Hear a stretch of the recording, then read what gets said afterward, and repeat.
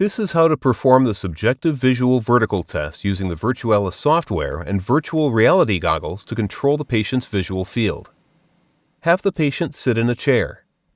We recommend using a rotary or swivel chair without foot support so the patient receives less proprioceptive input for verticality during the assessment. All right, Roger, we will be doing a test to see how you think perception Instruct of the vertical patient is. that their goal is to align the line in the VR headset to what they perceive as vertical.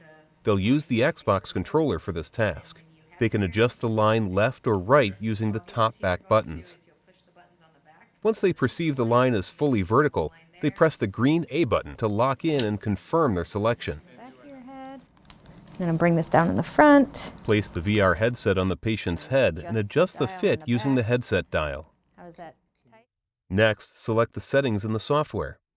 We recommend keeping the default settings. Press Start the session to begin the assessment. A red vertical line will appear on the screen in the headset. The patient should align it to their perceived vertical and confirm using the Xbox controller. After each trial is confirmed, the screen will show the next line to be adjusted into a vertical position.